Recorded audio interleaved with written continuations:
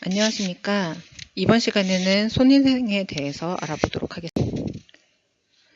교육 목차입니다. 먼저 손위생의 개요에 대해서 손위생의 역사에서 빼놓을 수 없는 분이 있습니다. 이그나스 젬벨바이스라는 분입니다. 이분은 헝가리의 산부인과 의사로 손 씻기를 함께 할 것을 제안을 하였습니다. 이 내용은 위키백과에서 이그나스 젬벨바이스를 검색해서 나온 내용이니 그냥 참고해서 보시기 바랍니다. 1840년대 오스트리아에 있는 빈 종합병원에서 출산 후에 오한 고열에 시달리다가 원인을 찾지 못한 채 산모들이 잇따라 사망하는 상황이 이어지게 되었습니다. 특히 젬벨바이스는 이를 조사하던 중에 일상가병동 사망률이 높은 것을 확인하게 됩니다. 일상가병동과 이상가병동을 비교를 하면은 일상가병동의 사망률이 이상가병동에 비해서 2배 이상 높은 것을 확인할 수가 있습니다. 그래서 의아하게 여기고 조사를 해보니 일상가병동의 의사들이 시체부에 참여한다는 사실을 깨닫게 되고 손 씻기를 제안하게 됩니다.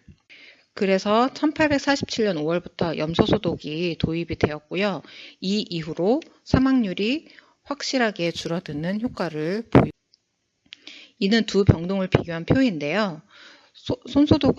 염소소독을 하기 전에는 두 병동의 사망률 차이가 상당히 났었는데 손 씻기를 하게 된 이후에는 두 병동 간의 사망률 차이가 크게 나지 않는 것을 확인할 수가 있습니다.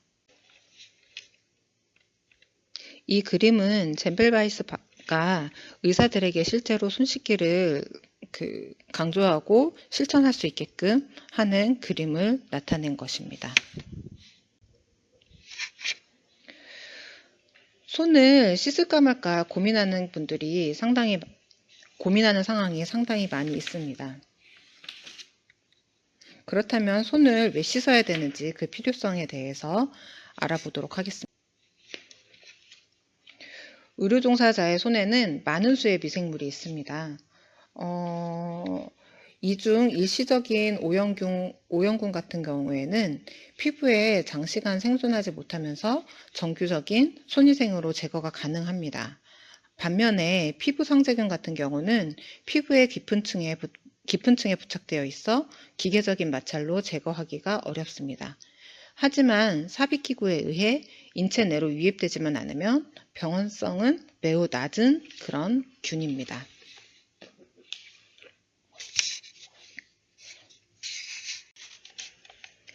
환자 주변 환경에 존재하는 병원체를 확인하도록 하겠습니다. VRE 양성 환자 주변 환경에 VRE가 배양되는 경우를 확인한 건데요. 환자의 손이 닿지 않는 부분까지도 VRE가 배양이 되는 것을 확인할 수가 있습니다.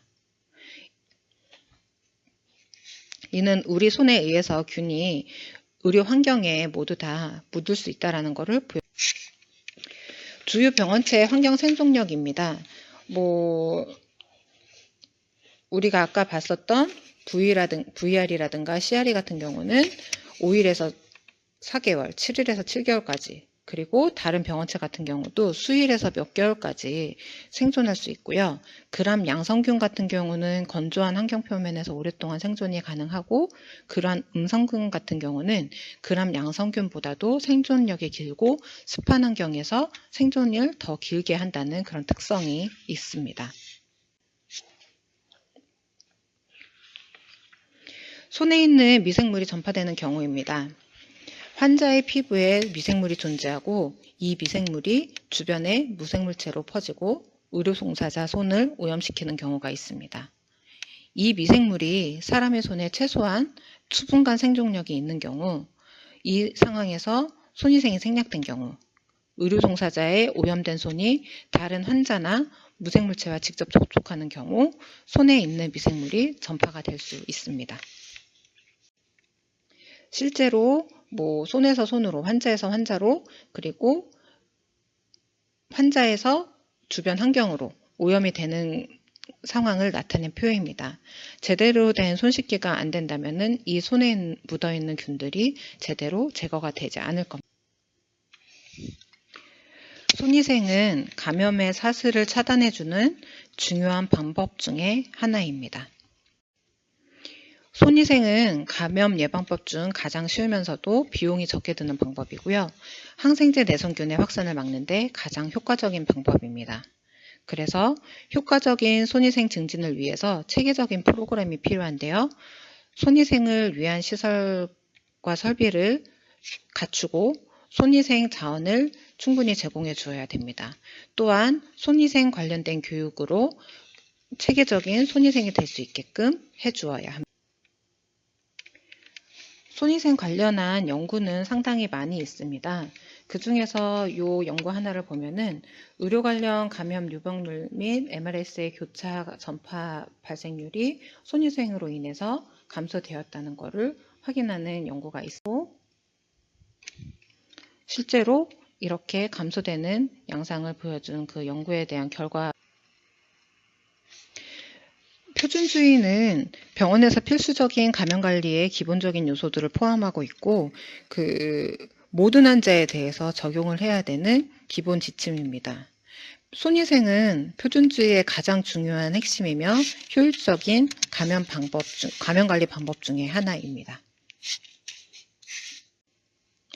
의료기관 평가인증에서도 필수 항목으로 지정이 되어 있습니다.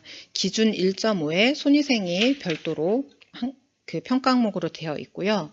의료 관련 감염을 예방하기 위해서 손위생을 위한 규정과 올바른 손위생 수행과 손위생을 돕기 위한 자원이 제대로 있는지에 대한 항목을 조사하게 되어 있습니다. 손위생 관련 지침입니다. 1985년 CDC에서는 의료기관 대상 손위생 지침을 개발했고요. 이후 WHO를 포함하여 여러 국가와 단체에서 지구속적으로 개발하고 있습니다. 2014년에는 국내 손위생 지침을 개발하여 사용을 하고 있습니다. 우측에 나와 있는 사진은 2009년 WHO에서 나온 손위생 지침이고, 아직까지도 이 지침을 기본으로 해서 모든 것들이 이루어지고 있다고 보시면 되겠습니다. 손위생 권장사항 살펴보겠습니다. 용어 정의를 먼저 보겠습니다. 손위생이란 손 씻기, 물 없이 적용하는 손소독, 수술 전 손소독을 포함하는 일반적인 용어입니다. 손 씻기는 일반 비누나 항균 비누, 그리고 물을 이용하여 손을 씻는 것을 말을 하고 있습니다. 물 없이 적용하는 손소독은 물 없이 손을 문지르는 피부 소독제를 적용하여 미생물을 감소시키거나 성장을 억제하는 방법입니다. 물 없이 적용하는 손소독 후에는 손을 씻거나 타올을 이용한 건조 등의 방법은 불필요합니다. 외과적 손위생은 피부 상세균을 감소시키고 일시적 오염균을 제거하기 위해서 수술이나 시술 전에 피부 소독제를 사용해서 손 씻기나 물 없이 적용하는 손소독을 하는 것을 말을 합니다. 의료기관 내 손위생 관리 체계입니다. 손위생과 관련한 내부 지침을 마련하고요. 의료 종사자들은 정기적으로 손위생에 대한 교육을 받도록 하고 있습니다. 의료 종사자들의 손위생이 용이하도록 적절한 시설과 설비를 구비하고 환자 접점 구역에 손소독제를 비치하도록 하고 있습니다. 손위생 수행 현황을 정기적으로 모니터링하고 손위생 수행 감시 결과를 활용합니다. 손위생이 필요한 상황 살펴보겠습니다. 손에 혈액이나 체액이 묻거나 눈에 보이는 오염이 있는 경우 물과 비누로 손을 씻어주셔야 됩니다. 화장실을 이용한 후에도 반드시 물과 비누로 손을 씻어야 되고요. 클로스트리디움 디피실 등 아포를 형성하는 세균에 오염되었을 가능성이 있는 경우에도 물과 비누로 손을 씻어야 됩니다. 지금 위에 말씀드린 세 가지는 다 물과 비누로 손을 씻어야 되는 그런 상황입니다. 눈에 보이는 오염이 없다면 손소독제를 이용해서 손위생을 할 수가 있습니다. 다음의 상황에서는 매번 손위생을 하도록 해주셔야 됩니다. 환자 접촉 전과 후, 그리고 치료 행위 시행 전, 한 환자에서 오염된 신체 부위에서 다른 부위 접촉 전, 치료적 행위 또는 체액에 노출되었을 가능성이 있는 행위 후, 환자의 주변 환경 접촉 후, 장갑을 벗은 후, 투약과 음식 준비 전, 이 상황이 손위생이 필요한 상황이 되겠습니다. 손 씻을 때 놓치기 쉬운 부분입니다. 약간 굴곡진 부분이나 뒷면 그런 쪽이 손 씻을 때 많이 놓쳐지는 부위인데 이런 부분을 더 신경 써서 손위생을 해주셔야 되겠습니다. 손 씻기의 6단계에 맞춰서 손 씻는 방법을 확인해 보도록 하겠습니다. 먼저 물과 비누를 이용한 손위생 방법입니다. 깨끗한 흐르는 물에 손을 적신 후 비누를 충분히 적용하도록 합니다. 뜨거운 물을 사용하면 피부염 발생 위험이 증가하므로 미지근한 물을 사용하도록 합니다. 손의 모든 표면에 비누액이 접촉하도록 15초 이상 문지릅니다. 물로 헹구고 손이 재오염되지 않도록 일회용 타올로 건조를 시키도록 합니다. 수도꼭지는 사용한 타월을 이용해서 잠그도록 하고요. 타월은 반복 사용하지 않으며 여러 사람이 공용 사용하지 않도록 합니다. 대부분 페이퍼 타월을 많이 사용하고 있습니다. 이는 물과 비누를 이용한 손위생 방법을 나타낸 포스터입니다. 두 번째로 물 없이 적용하는 손소독을 보겠습니다. 손이 마른 상태에서 손소독제를 모든 표면을 다 덮을 수 있도록 충분히 적용해 주셔야 됩니다. 손의 모든 표면에 소독제가 접촉되도록 하고요. 손의 모든 표면이 마를 때까지 문질러야 됩니다. 이때 소독제가 손에서 빨리 마르도록 소량만 적용하는 것은 바람직하지 않은 방법입니다. 오른쪽은 물 없이 적용하는 손소독 방법을 나타낸 그림입니다. 세 번째로 외과적 손위생을 보도록 하겠습니다. 손위생 전에 인공손톱, 반지, 시계, 장신구를 제거해 주셔야 되고요. 소를 이용한 손위생은 권고되지 않고 있습니다. 소독력이 있는 적절한 항균 비누나 알코올 함유 손소독제를 이용하도록 하고 있고요. 손 씻기 시간은 제조사의 권고사항에 따르며 보통 2분에서 5분 정도가 추천되고 있습니다. 불필요한 장시간의 손소독은 하지 않도록 하고 있습니다. 알코올이 포함된 외과적 손소독제를 이용할 때에는 제조사의 소독력 지속시간을 고려하여 사용하며 손이 건조한 상태에서 손소독제를 적용하도록 하고 있습니다. 알코올이 포함된 외과적 손소독제를 이용할 때에는 외과적 손위생 방법에 따라서 아래팔과 손이 다 젖을 정도로 충분한 양의 소독제를 사용하도록 하고 있습니다. 알코올을 포함한 외과적 손소독제로 권고사항에 따라서 적용한 후에는 장갑을 착용하기 전에 완전히 손과 아래팔이 마르도록 하고 있습니다. 오른쪽은 외과적 손위생 방법을 나타낸 그림입니다. 손위생 영역에 대해서 살펴보겠습니다. 손위생 영역은 환자 영역과 의료 영역으로 나눌 수가 있습니다. 환자 영역은 환자가 직접 접촉하는 주변 환경이고요. 환자의 침상 난간, 침대 옆 테이블, 린넨, 수액 연고혈관, 기타 의료 장비 등이 포함이 됩니다. 의료 행위 중 자주 접촉하는 모니터 그리고 작동 버튼, 기타 의료 장비의 표면까지도 포함이 되게 됩니다. 환자 영역은 지정학적으로 고정이 되어 있는 것이 아니고 환자의 움직임에 따라서 함께 움직이고 의료 행위 중 어느 한순간에 환자 주변 또는 환자를 포함한 환경을 의미를 하고 있습니다. 의료 영역이라고 하는 부분은 의료 환경 내에 환자 영역을 제외한 부분입니다. 다른 환자와 다른 환자의 환자 구역, 그리고 더 광범위한 의료 영역의 환경을 포함합니다. 이 영역은 적절하게 청소를 하였다고 해도 환자 구역과는 다른 다양한 종류의 미생물이 존재하게 됩니다. 환자 접종 구역입니다. 이 부분에서는 손위생이 이루어져야 되는데요. 환자와 의료 종사자, 그리고 이 간의 진료와 간호가 일어나는 장소를 이야기하고 있습니다. 손위생에 필요한 물품이 환자 진료나 치료 장소에서 팔을 뻗으면 닿을 수 있는 가장 가까운 곳에 쉽게 사용할 수 있도록 구비가 되어 있어야 하고요. 환자 접촉 장소에서 필요한 물품은 환자 구역을 떠나지 않고 사용 가능해야 합니다. 알코올 손 마찰 제제인 경우에는 의료 종사자가 주머니에 넣고 다닐 수 있는 휴대용 병 또는 환자 침상이나 침상력 탁자에 비치하도록 하고 있고요. 환자 접촉 장소에 가지고 가는 드레싱 카트라든가 약물 카트에도 부착된 형태로 구비하는 것을 권장하고 있습니다.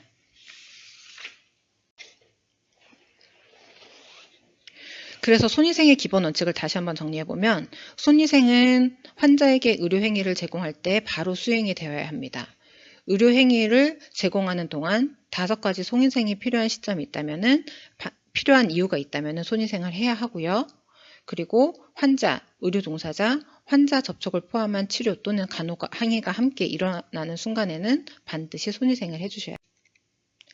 손위생이 필요한 5가지 시점인데요. 요거는 WHO에 나와 있는 영어로 된 이미지고요. 우리나라 지침에 보면은 이렇게 한글로 나와 있는 이미지도 있으니까는 요거는 편의에 따라서 선택해서 사용을 하시면 되겠습니다. 손위생이 필요한 시점 중에 첫 번째 상황인 환자 접촉 전의 상황을 보도록 하겠습니다. 환자 접촉 전 상황에서는 의료 종사자의 손으로부터 해로운 병원체가 환자에게 전파되는 것을 예방하기 위해서 손위생을 시행하게 됩니다. 직접적인 접촉을 해야 되는 상황 예시를 보도록 하겠습니다. 악수나 쓰다듬기 등 가벼운 접촉, 이동시 보조, 침상 목욕, 식사 보조 등의 상황, 그리고 산소 마스크 적용, 물리치료 등, 그리고 활력징후 측정, 체위 변경, 심전도를 찍는다거나 이런 등의 접촉하는 상황이 있겠습니다. 다음으로 청결-묽은 처치 전 상황입니다. 이는 감염 위험이 높은 고위험 부위에 접근하기 전 손위생을 실시하여 해로운 병원체로부터 환자를 보호하기 위해서 시행하게 됩니다. 청결-묽은 처치에 해당하는 상황 예시를 보도록 하겠습니다.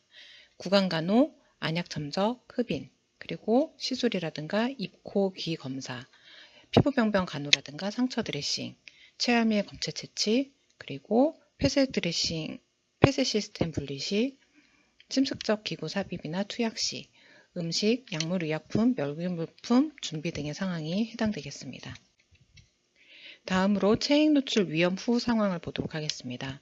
이는 체액 노출 위험이 있는 행위를 끝내자마자 손위생을 하여 해로운 병원체로부터 의료 종사자와 의료 환경을 보호하기 위함입니다. 체액 노출 위험이 있는 상황을 예시를 들어보겠습니다. 점막 또는 피부병변 접촉 후 상황이고요. 구강간호라든가 안약점정 흡인, 그리고 시술, 입, 코, 귀 검사, 피부병변 간호, 상처 드레싱 등이 있고 체열 및 검체 채취 후, 그리고 혈관계 또는 배액 폐쇄 시스템 분리 후, 기관 삭간이나 발간 후, 소변, 대변, 구토물 등의 오염물 취급 후, 혈액체액이 묻은 의료기구, 환경 세척 및 정리 청소 후에, 그리고 폐기물 취급한 후, 침습적 기구 삽입 후 등의 상황이 있겠습니다. 다음 상황은 환자 접촉 후입니다. 해로운 병원체로부터 의료 종사자와 의료 환경을 보호하기 위해서 시행하게 됩니다. 직접적인 접촉을 하는 상황은 첫 번째 상황인 환자 접촉 전 상황하고 동일하므로 넘어가도록 하겠습니다. 다음 마지막으로 환자 주변 환경 접촉 후 상황입니다. 이는 환경에 생존하고 있는 병원체로부터 의료 종사자와 의료 환경을 보호하기 위해서 실시하게 됩니다. 환자 주변 환경을 접촉하는 상황 예시입니다. 환자가 없는 상태에서 시트를 교환하거나 침상 정리, 침상 주변 테이블을 청소하는 것 등이 해당이 되겠습니다. 손위생 물품에 대해서 알아보도록 하겠습니다. 손소독제를 선택할 때에는 효과적인 살균력을 갖추고 있으면서 자극이 적은 제품을 선택해야 됩니다. 피부 자극이 있는 제품은 손위생 이행도를 낮출 수 있기 때문에 고려하셔야 됩니다. 손위생 제품을 선정할 때에는 제품 오염의 위험에 대한 정보를 확인하시고 또한 사용 중인 물 없이 적용하는 손소독제, 핸드크림, 로션, 항균 비누 등의 상호 영향을 고려하여서 과상호작용이 없는 제품을 선택해야 합니다. 손소독제는 내용물이 남아있는 상태에서 보충하지 않고 사용 후 폐기하셔야 됩니다. 물 없이 적용하는 손소독제도 마찬가지로 내용물이 남아있는 상태에서 보충하지 않고 사용 후 폐기해야 됩니다. 새로운 내용물을 추가하면 미생물 오염의 가능성이 있기 때문에 해서는 안 됩니다. 또한 고형 비누를 사용할 경우에는 건조한 상태로 보관을 하셔야 합니다. 건조하지 않은 상태에서 그람 음성 막대균에 오염된 사례가 보고되었습니다. 그렇다면 손소독제를 선택을 할 때 어떻게 선택을 해야 될까요? 다음 표는 피부 소독제별 효과와 특성에 대해서 나타낸 표입니다. 균별로 효과가 더 있고 덜 있고 한 소독제가 있고요. 그리고 사용 농도라든가 작용 속도, 잔류 효과 등이 소독제별로 상이하기 때문에 사용 상황에 맞추어서 손소독제를 선택하시면 되겠습니다. 피부관리입니다. 접촉성 피부염, 피부 손상의 위험을 감소시킬 수 있는 관리 방법에 대해서 직원에게 정보를 제공해야 됩니다. 비누나 손소독제로 인하여 의료기관 종사자들은 접촉성 피부염을 경험하고 일부 연구에서는 간호사의 25에서 55%가 심각한 접촉성 피부염을 경험하는 것으로 보고하고 있습니다. 간호사의 손소독제 사용으로 인해서 피부 자극을 감소시키기 위해 수분제를 포함한 젤 상태의 제품을 개발하고 있으나 여전히 손소독제로 인한 피부 건조라든가 알레르기 유발 등이 발생하고 있습니다. 그래서 WHO에서는 핸드로션이나 크림의 사용을 강력하게 권고하고 있습니다. 또한 환자와 직접 접촉하는 직원은 손톱을 짧게 유지하고 인조 손톱 등은 사용하지 않도록 하고 있습니다. 물과 비누로 손을 씻은 직후에는 추가적으로 물 없이 적용하는 손소독제를 적용할 필요는 없습니다. 장갑 착용 시 손위생입니다. 장갑 착용이 손위생을 대체할 수 없기 때문에 장갑을 착용하더라도 반드시 손위생이 필요한 시점에서는 손위생을 수행해야 합니다. 혈액이나 체액 등에 오염될 위험이 있거나 점막 또는 손상이 있는 피부와 접촉할 가능성이 있을 경우 장갑을 착용해야 합니다. 장갑 착용 시 사용 직후에는 바로 벗고 매 환자마다 장갑을 교체해야 합니다. 동일한 환자에서 오염된 부위로부터 다른 부위를 접촉할 경우에 장갑을 교체하거나 벗어야 합니다. 감염 환자의 균으로부터 의료 종사자의 손이 오염되는 것을 예방하거나 의료 종사자의 균이 환자에게 전파되거나 환자 간의 전파를 예방하기 위한 목적으로 장갑 착용이 권고되고 있습니다. 수술 직후 수술 시에 착용했던 장갑 검사에서 작은 구멍이 있었던 것이 확인이 되었고 이런 것들로 인해서 장갑 착용을 하고 처치를 하더라도 장갑을 벗은 후에는 반드시 손위생을 해야 되겠습니다. 장갑 착용 시 손위생 상황에 대해서 정리해 보았습니다. 장갑 착용이 요구되는 경우와 손위생이 필요한 경우가 동시에 일어날 때 상황입니다. 환자 접촉 전, 청결 무균 처치 전 등의 어떤 모모 전의 상황인 경우에는 장갑 착용 직전에 손위생을 해주시고요. 체액 노출 위험 후, 환자 접촉 후, 환자 주변 접촉 후 등의 모모 후의 상황인 경우에는 장갑을 벗은 직후에 손위생을 해주셔야 됩니다. 장갑을 착용한 상태에서 손위생이 필요한 경우에는 장갑을 벗고 손위생을 수행한 후에 다시 새로운 장갑으로 착용을 해주셔야 됩니다. 다음으로 손위생 증진 전략입니다. 손위생을 안 하는 경우가 많이 발생을 하는데요. 그렇다면 손위생을 안 하는 이유가 무엇일까요? 시간이 없어서, 너무 바빠서, 내 손은 안 더럽다, 아니면은 씻을 장소가 없어서 장갑을 착용했으니까, 아니면은 정말로 언제 씻어야 될지 몰라서, 아니면 내 손이 망가지니까, 아니면은 내가 생각했을 때 우선순위가 손 씻기가 아니고 환자를 챙기는 것이 우선순위라고 생각을 해서 손위생을 안 하고 있을 수 있습니다. WHO에서 제시한 손위생 증진 전략입니다. 앞에 보시는 표와 같이 시스템을 변화시키고 훈련과 교육을 시키고 평가와 피드백, 그리고 근무 장소 내에 리마인더, 그리고 기관 내의 안전문화를 안전문화와 함께 손위생에 5가지 시점에 손위생을 할 수 있도록 잘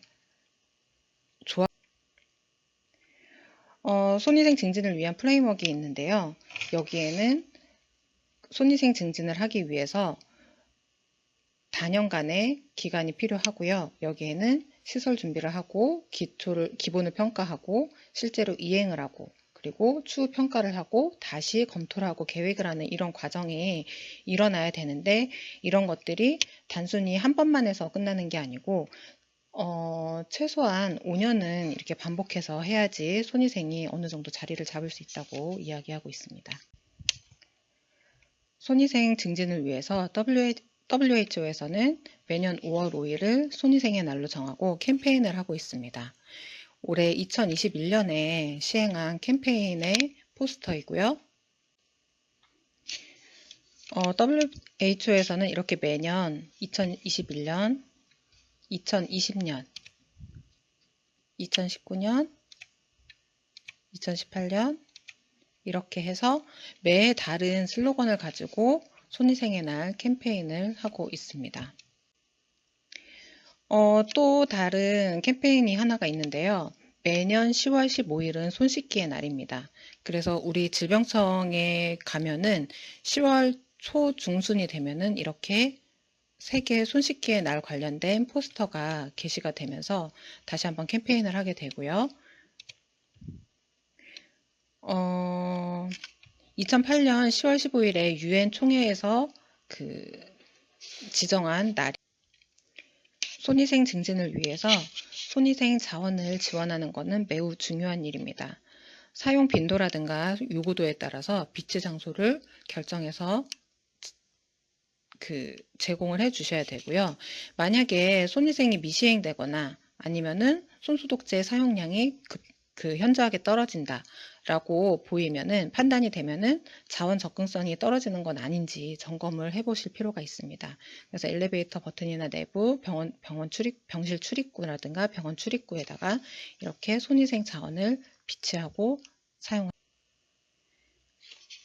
이렇게 게시물을 활용해 가지고 손위생의 방법을 리마인드 시켜주는 것도 매우 중요합니다. 손위생을 위해서 교육을 시행해야 되고요. 이 교육의 대상은 직원뿐만이 아니고 환자 그리고 용역업체 직원들까지도 다 모두 포함이 되어야 됩니다. 손위생 증진을 위하여 교육을 하고 그리고 자원을 제공하고 손위생 방법에 대해서 알 수 있도록 게시물을 활용하였습니다. 그렇다면 실제로 부서 내에서는 이런 손위생이 제대로 일어나고 있는지 확인을 해볼 필요가 있습니다.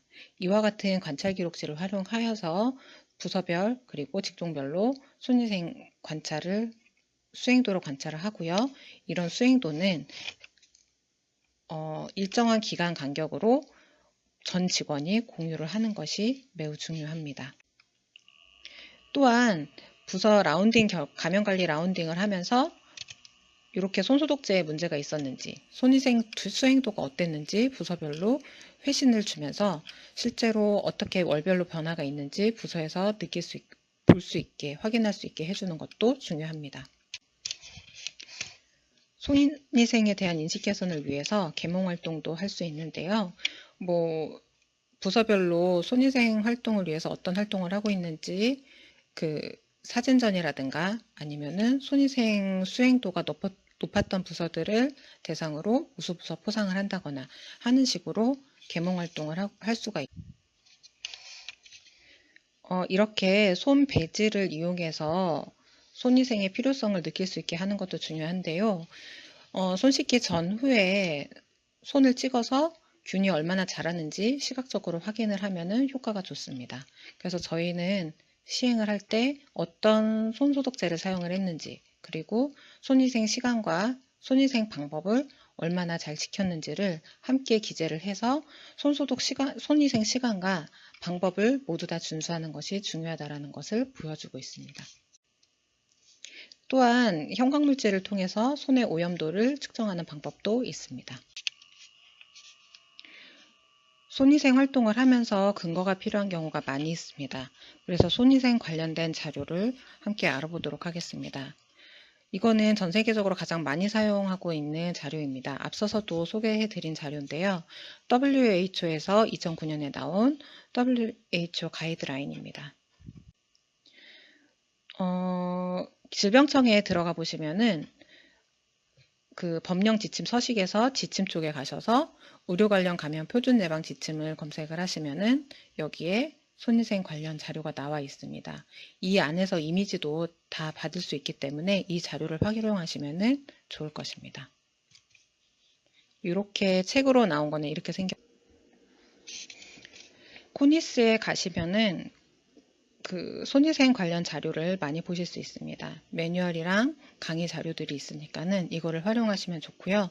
원내에서 실제로 손위생 관련된 교육 자료를 만들 때 제가 앞서 말씀드렸던 자료들을 다운받으셔서 그 이미지를 활용하시면 많이 도움이 되실 겁니다. 마지막으로 아이콘에서 수년간 받아왔던 축적된 Q&A 자료를 함께 보시겠습니다. 다제내성균 관리를 위한 손위생 시점에 대한 질문입니다. 일반 환자의 경우 소변줄을 잠근 후에 주변 접촉으로 손위생을 해야 되는 걸로 알고 있는데요. 다제내성균 보유 환자의 경우 소변백에 있는 소변을 비울 때 청결 무균 처치 전 수준으로 손위생을 해야 하는지 궁금합니다. 소변줄을 잠그고 소변을 버리는 것이기에 주변 접촉 후로 보면 되는지 아니면 청결 무균 처치 전 수준의 행위가 맞는지 궁금합니다. 이거는 그냥 주변 접촉 후로 보시면 되겠습니다. 격리실 출입 시 손위생에 관련된 질문입니다. 접촉 격리실 출입 시 손위생 후 장갑과 가운을 착용하고 출입을 합니다. 손위생 수행 모니터링 중 의문이 생기는데 손위생 수행 시점 시 장갑을 벗고 손위생을 수행한 후에 장갑을 다시 착용해야 되나 의문이 듭니다. 병실 출입 시 손위생 시점마다 손위생을 해야 되는데 보호장구를 착용했다면 그 시점마다 장갑을 벗고 다시 착용하고 수행해야 되나요? 개인보호구 착용해서 동일 환자에서 오염된 부위로부터 다른 부위를 접촉하게 되는 경우에는 장갑을 교체하거나 제거하도록 되어 있습니다. 한 환자 내에서 손위생을 시행해야 되는 시점, 예를 들면 체액의 노출 위험 등의 행위가 있었다고 한다면 같은 환자에서 다른 부위에 접촉할 때 장갑을 벗고 손위생을 수행한 후 다시 장갑을 착용하고 환자와 접촉하면 되겠습니다. 그리고 또한 CDC나 WHO에서는 장갑을 착용한 이후에 손위생을 하는 것을 권고하지 않고 있습니다. 다음은 투석 라인과 바늘 제거 시 손위생입니다. 투석이 수행되는 인공신장실에서의 손위생 관련된 지르입니다. 투석이 끝난 환자의 투석 라인과 바늘을 제거할 때 모니터 조작 후 시행하게 되는데 만일 제거하는 중 알람이 울리는 등의 이유로 다시 모니터를 조작하고 삽입된 바늘을 제거한다면 이때 조작 후는 환자 주변 접촉 후 시점 손위생을 실시하고 제거하는 것이 맞는가요? 아니면은 바늘 제거 전 손위생을 시행했으니 잠깐의 모니터 조작만으로는 손위생 없이 계속해서 바늘 제거를 시행해도 되는 건가요?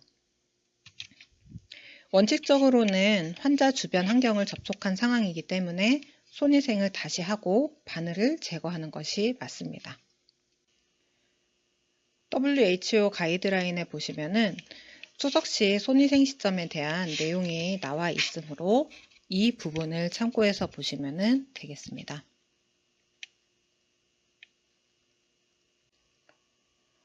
다음은 정맥주사 시 손위생 시점입니다. 실제 상황에서 손위생이 언제 이루어져야 하는지 알기 쉽게 설명해 달라는데 저도 너무 헷갈려서 질문을 드립니다. 동일 환자에서 IV 리무브 후에 연속으로 IV 스타트를 하는 경우 손위생이 언제 이루어져야 할까요? 손위생을 시행하는 시점은 환자 접촉 전, 치료적 행위 시행 전, 치료적 행위 또는 체액 노출 가능 행위 시행 후, 환자 접촉 후, 환자 주변 환경 접촉 후입니다.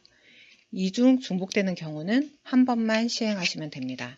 그래서 손위생을 하고 IV를 제거하고 손위생을 하고 토니켓을 묶고 손위생을 하고 IV를 스타트하고 손위생을 하시면 됩니다. 동일한 환자라도 각각의 다른 청결 무균수를 시행해야 한다면 시행 직전 매번 다른 손위생을 시행해야 합니다. 이는 신체 일부에서 다른 부위로의 미생물 전파를 예방하기 위해서입니다. 이거는 정맥주사 시는 아니고요. 체열 시에 손위생을 하는 시점에 대해서 나타낸 표입니다. 참고하여 보시면 좋겠습니다. 손위생 시점에 대한 질문입니다. 이 질문은 사례가 여러 가지가 있기 때문에 하나하나 보도록 하겠습니다. 첫 번째 사례입니다. WHO에서 명시한 주변 환경 접촉 후에 대한 정의입니다. 외래나 원무팀의 경우 환자 접촉 없이 환자의 영수증, 접수증만 주고받는 경우가 많습니다. 그러면 이때 환자가 만진 영수증을 주고받은 후에도 환자 주변 환경 접촉 후로 보고 손위생을 해야 되는 건지 확인 부탁드립니다. 네, 이 경우에는 환자가 만진 물품도 환자 환경으로 간주하고 손위생을 시행하시면 되겠습니다. 두 번째 사례입니다. 외래에서 주변 환경 접촉 후에 해당되는 사례를 더 들어줄 수 있는지 질문을 하셨습니다. 진료를 위해 환자가 앉았던 의자라든가 신체 검진을 위해 환자가 사용했던 침대, 그리고 환자가 접촉했던 부분 등이 모두 다 주변 환경 접촉 후에 해당됩니다. 세 번째 병동에서의 사례입니다. 일반적으로 환자의 수액 세트 조절 후 환자의 유린백의 단순 접촉 후는 환자의 주변 환경 접촉 후로 보고 손위생을 실시하고 있습니다. 이때 수액 세트, 소변 주머니 등은 환자와 연결된 침습적 라인이므로 접촉 전에 청결 유분 처치 전으로 보아 손위생이 필요 없는지 질문드립니다. 이 경우에는 처치 전에 손위생을 시행한다고 생각하시면 되겠습니다. 수액 세트나 소변 주머니를 만지기 전에 손위생을 시행하고 접촉 후에도 손위생이 필요합니다. 다음은 알코올 외에 손소독제 사용 가능 여부에 관련된 문의입니다. 다른 병원에서 해당 지역 보건소로부터 식약처 허가를 받은 제품이라고 하더라도 알코올 외에 소독제를 사용해서는 안 된다는 지적을 받았다는 이야기를 들었다고 합니다. 그래서 이 지금 문의를 주신 병원에서도 알코올 성분이 없는 제품을 추가로 비치해서 사용을 하고 있고, 그리고 의약외품 허가사항과 유효성 자료 등에 대한 필요 자료를 받아서 빛을 보관하고 있는 상태이고, 의료관련 감염관리학회에서 발간한 책이나 질병관리청에서 발간한 손위생 지침을 확인해도 알코올이 아니면 안 된다는 말이 없는데 비치하면 안 되는 건지, 그리고 그와 관련된 법률이나 지침이 있는지 확인을 하고자 하셨습니다.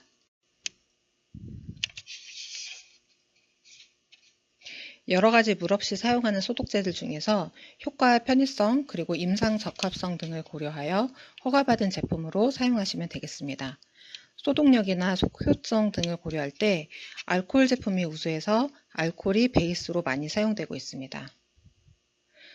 근데 미국 CDC 초기 지침에서는 물 없이 사용하는 핸드럽 제품에서 알코올 제품 외에는 아직 그 유효성에 대한 자료들이 부족하다라는 내용이 있었던 걸로 기억하는데, 그 내용 때문에 알코올 외에는 안 된다는 그런 의견을 제시하는 것이 아닌가 싶습니다. 안 되는 내용에 대한 확인은 해당 보건소와 식약처에 확인하시면 될 것 같습니다. 외과적 손소독제 관련 질문입니다. 해당 병원에서는 물로 씻는 포비돈 제제와 크로렉시딘 제제 두 가지 타입을 일회용으로 사용하고 있습니다. 아바가드와 같이 물 없이 사용하는 외과적 손소독제는 사용하지 않고 있는데, 여러 논문을 참고했을 때 포비돈보다 크로렉시딘이 더 효과적이라는 논문이 있어서 포비돈 사용을 중지하고 크로렉시딘 제제로 통일하자는 의견이 나왔는데, 한 가지 제제만 사용했을 때 문제가 되는지에 대해서 자문을 부탁하셨습니다. 아이오다인이나 크로렉시딘 제제 모두 외과적 손소독제로 사용이 인증된 제품이라면 둘 중에 하나로 통일하여 사용법에 맞춰 일괄 적용하는 것에는 문제가 없습니다. 손소독제 관련 질문입니다. 손위생 제제 선택 시 최근 알코올 함유가 70% 이상인 제제를 권고하고 있습니다. 권고에 따라 변경을 고려 중인데 혹시 그 근거가 어떻게 될까요? 표준 예방 지침에는 적정 농도는 60에서 90%이고 HCV, HBV는 60에서 70%에서 사멸된다는 내용을 확인할 수 있었습니다. 질문에서 언급하신 대로 의료기관에서 사용하는 소독제 알코올 농도는 WHO에서는 60에서 80%, 그리고 질병관리청 지침에서는 60에서 90%를 권고하고 있습니다. 제품의 선택은 권고된 농도 안에서 전적으로 의료기관의 선택에 따릅니다. 다만 WHO 가이드라인 리뷰를 보면 일부 연구에서 70% 농도의 제제가 4% 크로렉시딘 함유 비누보다 그 박테리아 제거에 좀 더 효과적이었다는 결과를 제시하고 있습니다. 70% 농도의 제품 선택은 필수 권고사항은 아니고 관련 연구 논문이나 가이드라인 리뷰를 검토하시어 기관의 논의 결과에 따라 결정하시면 되겠습니다. 손세정제 관련 질문입니다.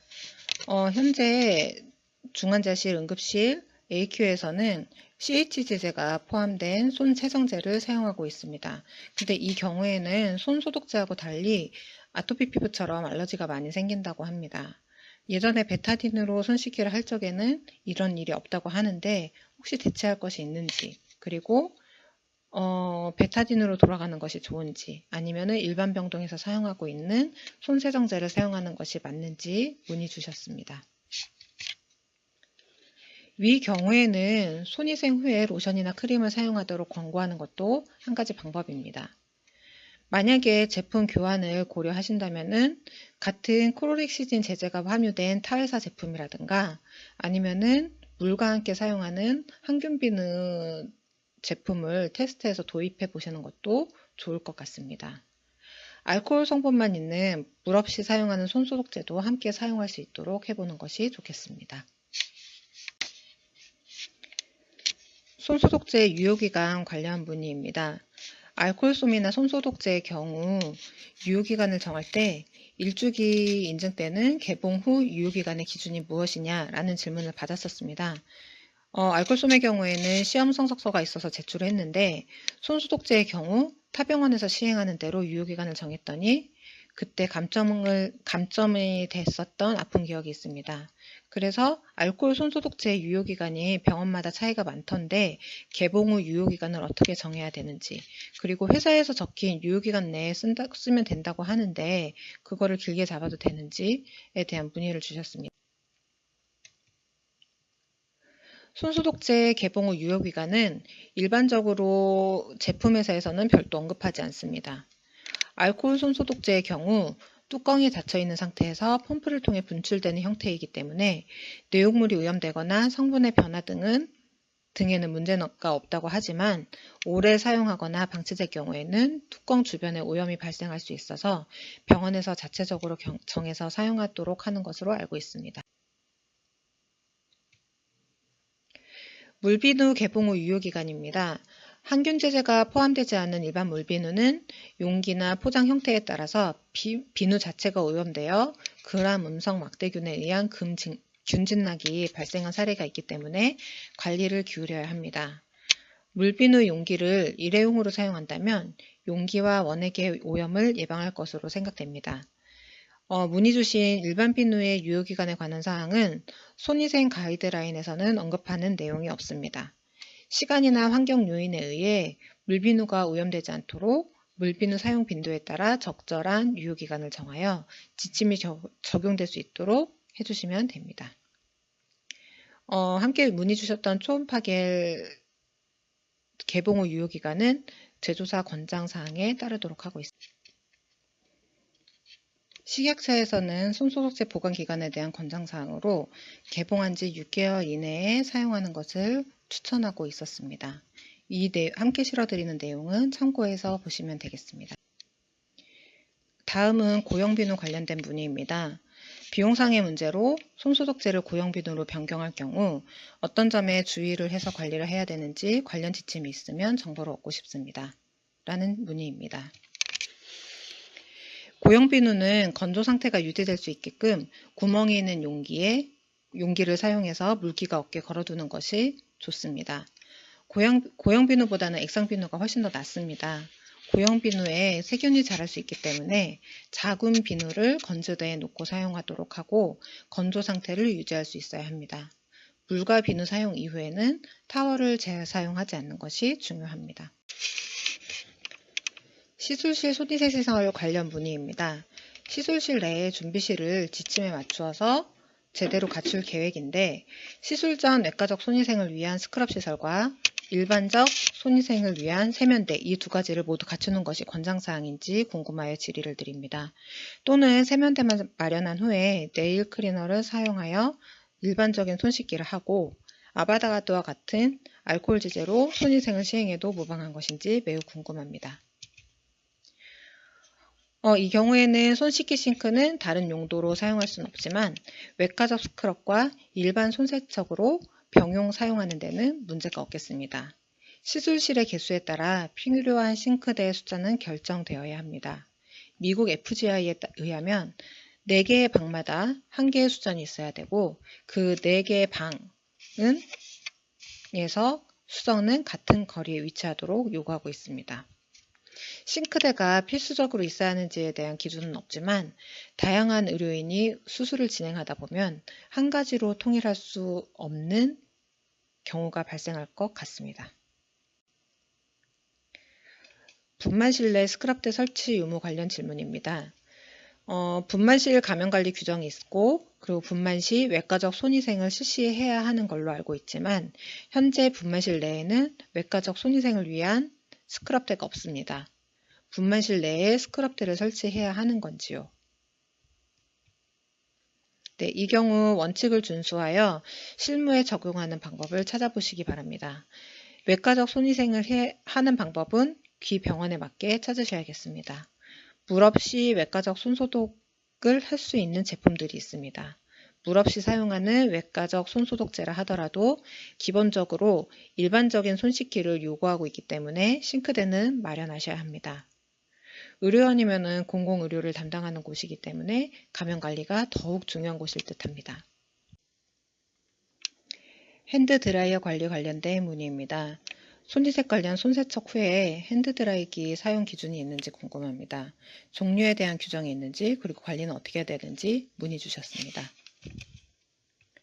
CDC나 WHO 권고안에 따르면 의료기관에서 환자의 감염 예방을 위한 의료진의 손위생 후 건조 방법으로 재사용 천타월 또는 공동사용 천타월은 권장하지 않고 있고 일회용 타월 사용을 권장하고 있습니다. 그 외 의료기관에서 의료진의 손위생 건조 방법으로 핸드드라이어 사용에 대한 내용은 권고사항이 없습니다. 기아의 병원에서 핸드드라이기 사용 여부와 관리 방법은 제조사 권고사항을 참고하러 하셔서 논의하시기를 바랍니다. 핸드드라이어 관련 두 번째 질문입니다. 현재 원내 화장실에 핸드드라이어가 있는데 인증과 관련하여 감염관리가 필요한 부분이라서 자문을 구합니다. 현재는 업체 측과는 계약이 종료된 관계라서 따로 관리해 주는 것은 없다고 합니다. 주기적인 항균 필터 교환 관리로만으로도 충분한 것인지, 따로 배양 검사가 필요한지, 필요하다면 어떤 방법으로 해야 되는지, 그리고 타병원 관리 방법에 대해서 궁금해 하셨습니다. 손위생 건조 방법에 대한 연구 결과가 있는데요. 이 여러 가지 손 건조 방법 중에서 건조 효과는 유의한 차이가 없다고 했으나 재사용하거나 여러 사람들과 공유해서 사용하는 타월의 교차 감염에 대한 위험을 지적한 연구가 있었습니다. 근데 그 핸드드라이어 사용은 감염관리 측면에서는 권장하고 있는 방법이 아니기 때문에 의료기관 자체적으로 결정을 하셔야 될 것으로 보입니다. 기사들을 검색을 하다 보면은 공중화장실에서 핸드드라이어가 세균이 더 퍼진다거나 아니면은 최근에는 뭐 핸드드라이어하고 종이타월 어떤 것이 더 좋은지 연구한 결과에 대한 기사가 있습니다. 이런 부분들을 참고하셔서 결정하시면 되겠습니다. 손위생에 대해서 공부를 해봤는데 손위생은 모든 감염관리를 위한 기본 중의 기본입니다. 기본이 지켜지지 않는다면 감염관리가 제대로 이루어질 수가 없습니다. 그래서 손위생의 방법이라든가 시점, 그리고 손위생을 증진할 수 있는 방법들에 대해서 생각을 하셔서 의료기관에 맞게 적용을 하시는 것이 중요하겠습니다. 경청해 주셔서 감사합니다.